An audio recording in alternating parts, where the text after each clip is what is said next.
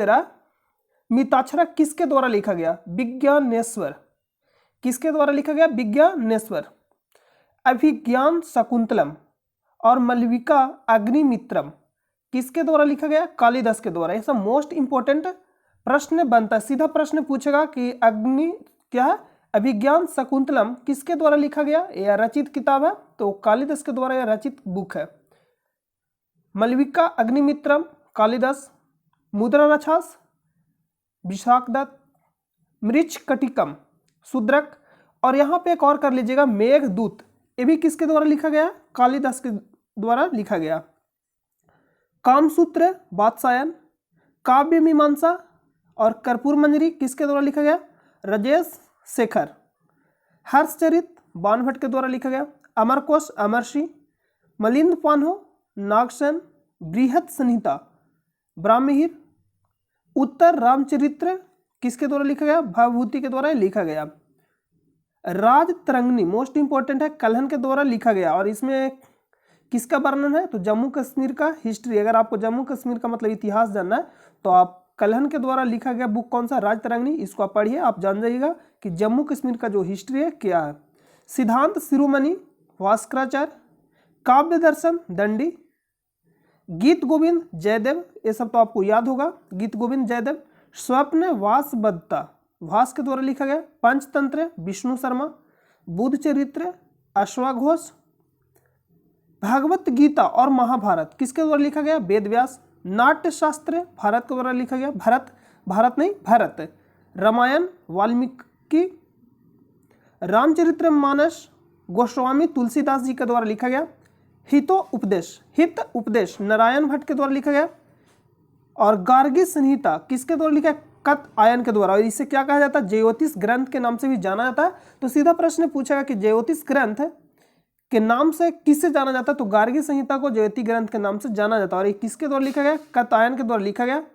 कृति कौमुदी सोमेश्वर के द्वारा लिखा गया वो है कृति कौमुदी। तो ये मोस्ट इंपॉर्टेंट किताब है जो आप याद रखिएगा। और यहाँ अभिज्ञान शकुंतलम और मलविका अग्निमित्रम, अभिज्ञान शकुंतलम और मलविका अग्निमित्रम एक किसके द्वारा लिखा गया? कालिदास। और मेघदूत भी यहाँ पे कर लीजिएगा, मेघदूत भी किसके द्वारा लिखा गया? कालिदास। और मिताक्षरा विज्ञानेश्वर। मुद्रा राक्षस विशाखदत्त और मृच्छकटिकम शूद्रक। तो प्रश्न। नमस्कार दोस्तों, आप सभी का स्वागत है हमारे चैनल पे। चैनल पर पहली बार आए हैं तो आप वीडियो को पूरा जरूर देखें। और इसका पीडीएफ चाहते हैं तो टेलीग्राम चैनल से जाकर ज्वाइन हो जाइएगा, जिसका लिंक आपको वीडियो के डिस्क्रिप्शन में मिलेगा। या आपको टेलीग्राम चैनल पर जाकर सर्च करना है स्टडी लिंक पीडीएफ, वहाँ से भी जाकर आप ज्वाइन हो सकते हैं। तो चैनल में पहली बार आए तो आप टेलीग्राम चैनल से भी जाकर ज्वाइन हो जाइएगा, क्योंकि वहाँ जो भी वर्तमान में एग्जाम होता है उसका ऑफिशियल पेपर आपको वहाँ प्रोवाइड किया जाता है। तो वहाँ आपको बहुत ज़्यादा फायदा होगा। और ये वीडियो आप शुरू से अंत तक देखिएगा। और अगर वीडियो पसंद आता है तो चैनल को सब्सक्राइब कर लें और अपने दोस्तों पास भी शेयर कर दें। तो आइए हम लोग सीधा वीडियो को शुरू करते हैं। आज का जो पहला प्रश्न है मोस्ट इंपॉर्टेंट प्रश्न है, ये किसी भी एग्जाम के लिए इम्पोर्टेंट है। और आप किसी भी एग्जाम के लिए तैयारी कर रहे हैं तो ये वीडियो आप देख सकते हैं। प्रश्न है कि सवेज नहर नामक कृत्रिम जल मार्ग इनमें से किन सागरों को जोड़ता है? तो हम आपको बताए थे कि जो सवेज नहर है किसको जोड़ता है। तो सबसे पहले आप मैप देखिए, सवेज नहर है कहाँ। देखिए यहाँ पे अगर आप मैप देखिएगा तो ये जो एरिया हो गया कि इसका सवेज नहर का, ये हो गया भूमध्य सागर और इधर हो गया लाल सागर। ये भूमध्य सागर है, लाल सागर है। ये क्या है? लाल सागर। और ये भूमध्य सागर। तो जो सवेज नहर है यहाँ पे सवेज नहर, तो प्रश्न पूछेगा कि सवेज नहर किसको जोड़ता है? भूमध्य सागर और लाल सागर को। किसको जोड़ता है? भूमध्य सागर और लाल सागर को। अगर हम लोग भूमध्य सागर के बारे में बात करें तो यहाँ पे है जिब्राल्टर जल संधि। तो जिब्राल्टर जल संधि, तो ये भूमध्य सागर का कुंजी किसे कहा जाता है? जिब्राल्टर जल संधि को। प्रश्न पूछेगा कि भूमध्य सागर का कुंजी किसे कहा जाता है? जिब्राल्टर जल संधि को। और जिब्राल्टर जल संधि किसको जोड़ता है? जल संधि का मतलब क्या होता है? दो बड़े जलाशय को जोड़ना और दो स्थल को अलग करना। तो जोड़ता है किसको? अटलांटिक ओशियन और भूमध्य सागर को। अलग किसको करता है? स्पेन और मोरक्को को। इसको याद करिएगा। और भूमध्य सागर का प्रकाश स्तंभ किसे कहा जाता है? भूमध्य सागर का प्रकाश स्तंभ किसे कहा जाता है? स्ट्रोम्बोली ज्वालामुखी को, जो कहाँ स्थित है? इटली में। तो इतना आप जरूर याद रखिएगा जो मोस्ट इंपॉर्टेंट है। तो इस प्रश्न का जो आंसर हो जाएगा ऑप्शन नंबर क्या हो जाएगा? ऑप्शन नंबर स्वेज नामक कृत्रिम जलमार्ग किसे जोड़ता है? तो भूमध्य सागर और लाल सागर को। भूमध्य सागर और लाल सागर को। भूमध्य सागर का कुंजी किसे कहा जाता है? जिब्राल्टर जल संधि को। जिब्राल्टर जल संधि किसको जोड़ता है? अटलांटिक ओशियन और भूमध्य सागर को। अलग किसको कहता है? स्पेन और मोरक्को को। भूमध्य सागर का प्रकाश स्तंभ किसे कहा जाता है? स्ट्रोम्बोली ज्वालामुखी को। नेक्स्ट है,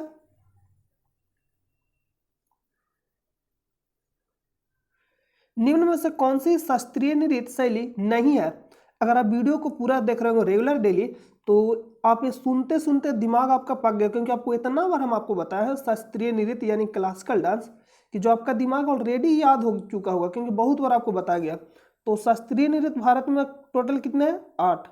यानी जो भारत में जो टोटल क्लासिकल डांस है कितना है? 8 क्लासिकल डांस है। कितना है? 8।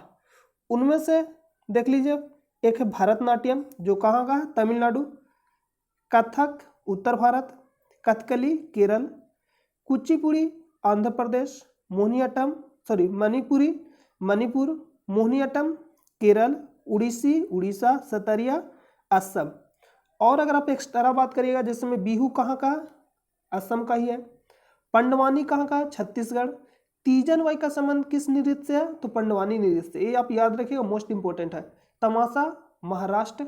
नौटंकी उत्तर प्रदेश और लावनी महाराष्ट्र। यक्षगान कर्नाटक। ओनम केरल। तो ये सब मोस्ट इंपॉर्टेंट है, जो आपको याद रहना चाहिए। तो इस प्रश्न का आंसर क्या हो जाएगा? निम्न में से कौन सा शास्त्रीय नृत्य नहीं है पूछा? भरतनाट्यम है, कहाँ का? तमिलनाडु। उड़ीसी है, उड़ीसा का। मोहिनीअट्टम भी है, और ये कहाँ का? केरल। लेकिन घमार जो धमार है ये नहीं है। तो इसका राइट आंसर क्या? Option number D. नेक्स्ट है, लुम्नी, बोधगया और सारनाथ और कुशीनगर। लुम्नी, बोधगया, सारनाथ और कुशीनगर की यात्रा निम्नलिखित में से किस विशिष्ट रेलगाड़ी से की जा सकती है? तो ये सब किस लिए प्रसिद्ध है? यहां से सीधा प्रश्न पूछा जाएगा, मोस्ट इंपॉर्टेंट है। लुम्नी जो अभी कहाँ पड़ता है? नेपाल में। जो लुम्नी अगर आप देखिएगा तो कहाँ अभी? नेपाल में। लुम्नी में गौतम बुद्ध भगवान का जन्म हुआ था। कहाँ? लुम्नी में हुआ था। और बुद्ध भगवान को ज्ञान की प्राप्ति कहाँ हुआ?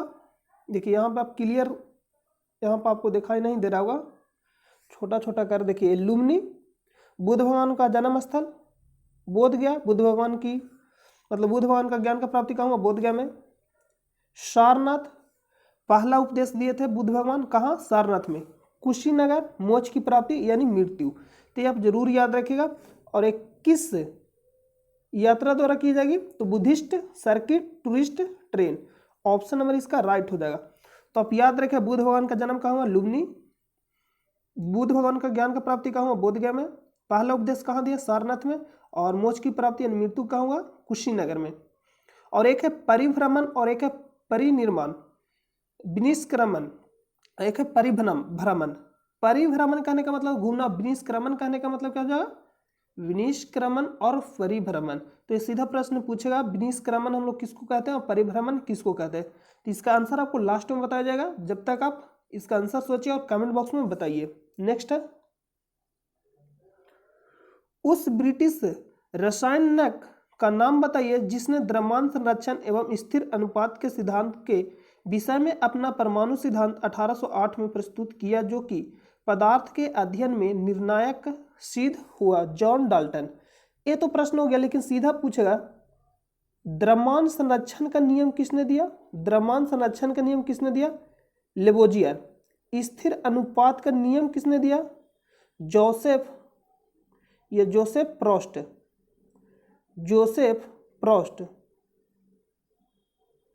जोसेफ प्रोस्ट ने दिया। सीधा प्रश्न पूछेगा स्थिर अनुपात का नियम किसने दिया? जोसेफ प्रोस्ट। द्रव्यमान संरक्षण का नियम किसने दिया? लेबोजियर। मोस्ट इंपोर्टेंट आप जरूर याद रखिएगा। अर्नेस्ट रदरफोर्ड, आप याद ही होगा ईटा पर नाच, ईटा पर नाच। तो पर मतलब प्रोटॉन की खोज किसने किया? रदरफोर्ड। इस भी आप याद रखिएगा। लेकिन ये मोस्ट इंपोर्टेंट है, द्रव्यमान संरक्षण किसने दिया नियम, किसने दिया? लेबोजियर। और स्थिर अनुपात का नियम किसने दिया? जोसेफ प्रोस्ट। और जॉन डाल्टन के अनुसार परमाणु क्या था? अविभाज्य था। नेक्स्ट है केरल के तालिप रंबा के पास स्थित उस शिव मंदिर का नाम बताइए जहां महिलाओं को रात 8 बजे के बाद ही प्रवेश करने की अनुमति है। इस मंदिर की एक विशेषता यह है कि इसमें ध्वज दंड नहीं है। केरल के नाम क्या है? राजेश्वर मंदिर। ऑप्शन नंबर ए राइट हो जाएगा। तो कुछ ऐसा प्रश्न भी मिलेगा जो आपको याद ही करना पड़ेगा। भारत के निम्न में से किस स्थल को काला पानी के नाम से जाना जाता है? अंडमान द्वीप को। लक्षद्वीप में टोटल कितने द्वीप है? 36। कच्छ की खाड़ी कहाँ पे स्थित है? गुजरात में आप देखे होंगे। यहां से प्रश्न क्या पूछेगा कि 8 डिग्री चैनल किसको अलग करता है? मतलब 8 डिग्री चैनल, तो 8 डिग्री चैनल मालदीव और मिनी क्वाय को, मतलब सीधा प्रश्न पूछेगा कि 8 डिग्री चैनल किसके बीच है? मिनी क्वाय और मालदीव के बीच। 9 डिग्री चैनल मिनी क्वाय और लक्षद्वीप के बीच। इतना आप याद रखें। 10 डिग्री चैनल अंडमान और निकोबार द्वीप के बीच 10 डिग्री चैनल। तो मोस्ट इंपोर्टेंट है, सीधा प्रश्न पूछेगा। नेक्स्ट है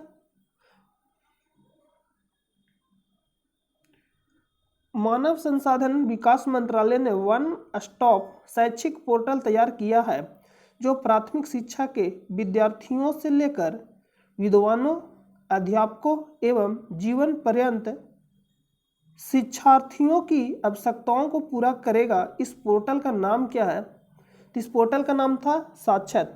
एक करेंट से रिलेटेड प्रश्न है।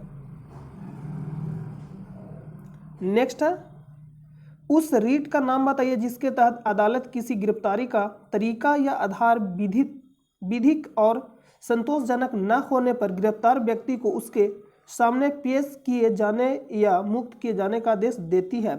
तो सबसे पहले आप ये जानिए कि रीट एक है उच्च न्यायालय और एक है उच्चतम न्यायालय।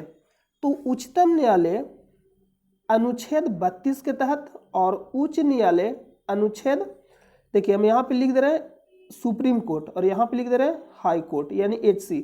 SC मतलब सुप्रीम कोर्ट और HC मतलब हाई कोर्ट। हाई कोर्ट अनुच्छेद 32 के तहत 5 प्रकार का रीट जारी करता है। कितने प्रकार का जारी करता है? 5 प्रकार का। और जो हाई कोर्ट है अनुच्छेद 226 के तहत 6 प्रकार का रीट जारी करता है। तो प्रश्न पूछेगा रीट जारी कौन करता है, हाई कोर्ट या सुप्रीम कोर्ट? तो बोलेंगे हाई कोर्ट। और अनुच्छेद 32 को ही भीमराव अंबेडकर क्या बोले थे इसको? अनुच्छेद 32 को, तो अनुच्छेद 32 को बोले थे संविधान की आत्मा। ये भी आप याद रखिएगा, मोस्ट इंपोर्टेंट है। और सीधा प्रश्न पूछेगा कि उच्चतम न्यायालय किस अनुच्छेद के तहत रीट जारी करता है? अनुच्छेद 32 और हाई कोर्ट अनुच्छेद 226। और कितने प्रकार का जारी करता है? उच्च न्यायालय 5, उच्चतम न्यायालय 5 और उच्च न्यायालय 6। तो 5 में कौन कौन है? बंदी प्रत्यक्षीकरण जिसको बोलते हैं हैबियस कॉर्पस, परमादेश, प्रतिषेध, उत्प्रेषण और अधिकार परीक्षा। तो यह है 5 प्रकार का रीट जो जारी किया जाता है। और बंदी प्रत्यक्षीकरण इसका राइट आंसर होगा कि जाने या मुक्त किए जाने का आदेश देती है। तो किसके द्वारा? बंदी प्रत्यक्षीकरण के द्वारा। नेक्स्ट है किस भारतीय राज्य ने मलखम्ब को अपना राज्य खेल घोषित किया? तो नाम क्या है? मध्य प्रदेश यानी MP। और खजुराहो का मंदिर कहाँ स्थित है? MP में है। सांची स्तूप कहाँ स्थित है? MP में है। खजुराहो का मंदिर MP, सांची स्तूप MP, पेच, कान्हा ये सब सभी कहाँ है? MP में। तो अगला प्रश्न पे चलते हैं। निम्न में से क्या किसी वीडियो फाइल का एक्सटेंशन नहीं है?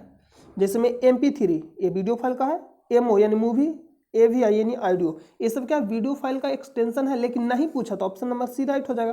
अगर आप ये मोबाइल चलाते होंगे तो इसका आंसर आप कर लीजिएगा। नेक्स्ट है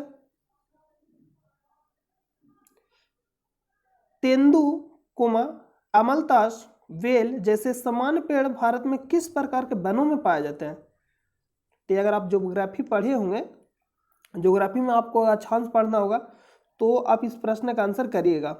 तो इसका आंसर क्या हो जाएगा? शुष्क पर्णपाती वन, ऑप्शन नंबर सी। आप इसको इमेज आप देख लीजिएगा गूगल पे सर्च करके कि तेंदु, अमलतास, बेल ये किस प्रकार के पेड़ हैं। जब भी अगर आपको कुछ पता नहीं चलता है या कुछ वैसा शब्द यूज कर लिया है जो आपको मालूम नहीं चल रहा है, तो गूगल पे सर्च करिए और उसका इमेज जाकर देख लीजिए, आपको समझ में आ जाएगा किस टाइप का पेड़ पौधा है। The nice guide who finished first. देखिए क्या, the nice guide who finished first किस खिलाड़ी की जीवनी है? तो राहुल द्रविड़। और आपको एक कमेंट बॉक्स में बताना कि द वॉल के नाम से किसे जाना जाता है? द वॉल के नाम से। नेक्स्ट है ह्रासमान सीमांत उपयोगिता के सिद्धांत के अनुसार जैसे जैसे उपभोग की गई वस्तु की मात्रा में वृद्धि होती है, उस वस्तु की सीमांत उपयोगिता डॉट होती है। तो जैसे जैसे की गई वस्तु की मात्रा में वृद्धि होती है, उस वस्तु की सीमांत उपयोगिता में क्या होगी? यानी ह्रासित करने का मतलब कमी। देखिए लिख रहा प्रश्न कि ह्रासमान सीमांत उपयोगिता के सिद्धांत के अनुसार जैसे जैसे उपभोग की गई वस्तु की मात्रा में वृद्धि होती है। उपभोग की कहने का मतलब है कि खपत की गई मात्रा में वृद्धि हो रहा है, तो खपत हम जैसे जैसे वृद्धि करेंगे तो सीमांत उपयोगिता में क्या होगा? कमी होगा। अरे खपत हम लोग अधिक करेंगे तो सीमांत में क्या होगा? कमी होगा, ऑप्शन नंबर 3। नेक्स्ट है भारत के उच्चतम न्यायालय का आदर्श वाक्य क्या है? यतो धर्मस्थो जय। तो ऑप्शन नंबर क्या हो जाएगा? डी। ऑप्शन नंबर क्या हो जाएगा? डी। और सत्यमेव जयते, देखिए यहाँ पे कुछ इंपॉर्टेंट है। भारत सरकार का वाक्य सत्यमेव जयते। सत्यमेव जयते लोकसभा धर्म चक्र प्रवर्तनाय। उच्चतम न्यायालय यतो धर्मस्थो जयम। ऑल इंडिया रेडियो का क्या है? सर्वजन हिताय सर्वजन सुखाय। तो इसमें से आपको क्या क्या याद रखना है? भारतीय जीवन बीमा निगम, देखिए ये आप याद रखिए, प्रश्न पूछेगा भारत सरकार पूछेगा, और लोकसभा उच्चतम न्यायालय पूछा ही है। और यहाँ से क्या पूछेगा? देखिए थल सेना पूछेगा, वायु सेना पूछेगा, जल सेना पूछेगा। ये पूछता है थल सेना सेवा अस्माकम धैर्यम, वायुसेना नव स्पर्शम दीप्तम, जल सेना स नो वरुण। ये सब पूछता है, तो इतना आपको याद रखना चाहिए। थल सेना सेवा अस्माकम धर्मम, वायुसेना नव स्पर्शम दीप्तम, जल सेना शम नौ ब्रूनम। तो ये सब याद रहना चाहिए आपको। नेक्स्ट है सार्क राष्ट्रों द्वारा स्थापित सार्क डेवलपमेंट फंड का मुख्यालय कहाँ स्थित है? तो सार्क का स्थापना कब हुआ? 8 दिसंबर 1985 को। इसका मुख्यालय कहाँ स्थित है? थिम्पू भूटान में। तो ऑप्शन नंबर सी राइट हो जाएगा। देखिए यहां पे दिया गया है SAARC South Asian Association for Regional Corporation. तो सीधा फुल फॉर्म पूछेगा इसका, South Asian Association for Regional Corporation. इसमें कितने देश शामिल है ये भी प्रश्न पूछ लेता है। तो कितने देश शामिल है? तो अफगानिस्तान शामिल है, बांग्लादेश, भूटान, इंडिया, मालदीव, नेपाल, पाकिस्तान, श्रीलंका। तो भारत के जो भी आसपास देश है शामिल है। तो सिर्फ आपको ध्यान क्या देना कि चाइना शामिल नहीं है, बाकी अफगानिस्तान शामिल है, बांग्लादेश भी शामिल है, भूटान भी शामिल है, इंडिया, मालदीव, नेपाल, पाकिस्तान और श्रीलंका। टोटल कितने देश शामिल है? 3 3 6 और 2 8 देश। तो इसका राइट आंसर क्या हो जाएगा? Option number 3। और सार्क, देखिए ये प्रश्न दिया गया है सार्क डेवलपमेंट फंड का जो मुख्यालय है थिम्पू भूटान में, लेकिन अगर पूछेगा सार्क का मुख्यालय कहाँ? काठमांडू नेपाल में। इसको आप नोट कर लीजिएगा। नेक्स्ट है Vikram Samvat calendar Gregorian calendar से डॉट वर्ष आगे है। तो 56.7। ये फैक्ट प्रश्न है, ये आपको याद रखना पड़ेगा। कभी कभी 56 भी लिखेगा, तो इसमें आप कन्फ्यूजन ज़्यादा नहीं करिएगा। तो ऑप्शन नंबर डी राइट हो जाएगा। इनमें से किसकी लुप्तप्राय प्रजाति को बचाने के लिए 1936 में जिम कॉर्बेट नेशनल पार्क की स्थापना की गई? बंगाल टाइगर। और टाइगर प्रोजेक्ट एक्ट कब का है? 1973। टाइगर प्रोजेक्ट 1973 कब से लागू हुआ था? 1 अप्रैल 1973 को टाइगर प्रोजेक्ट। और जिम कॉर्बेट नेशनल पार्क का नाम चेंज करके क्या कर दिया गया? Ramganga national park. इसको भी आप याद रखिएगा, Ramganga national park. National park इसका नाम चेंज कर दिया गया। तो इसका राइट आंसर का जो ऑप्शन नंबर 3। नेक्स्ट प्रश्न पे चलते हैं।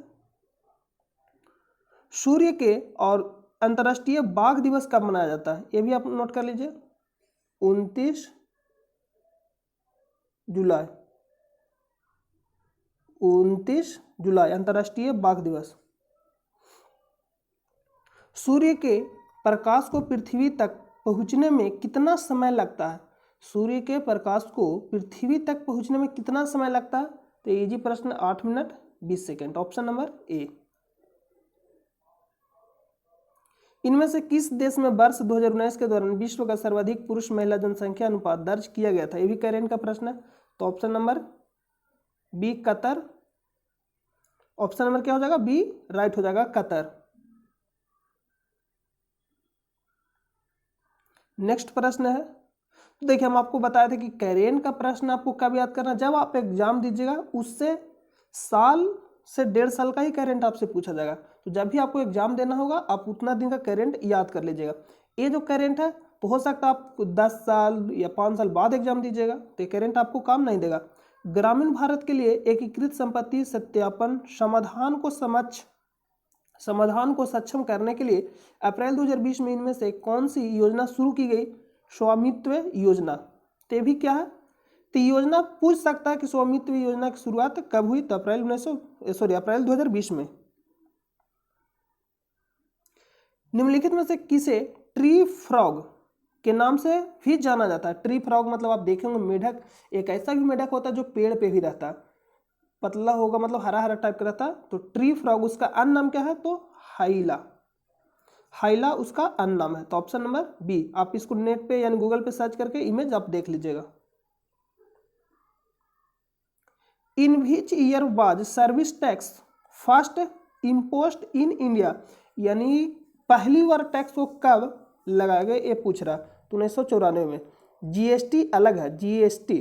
तो GST goods and service tax, इसको किस संविधान संशोधन द्वारा? तो 101वां संविधान संशोधन द्वारा। और एक कब से लागू हुआ? 1 जुलाई 2017 से। इसलिए हम लोग 1 जुलाई को जीएसटी दिवस मनाया जाता है। और सबसे पहले असम, इसको आप नोट कर लीजिएगा। तो इसका राइट आंसर क्या हो जाएगा इस प्रश्न का? Option number D. नेक्स्ट है,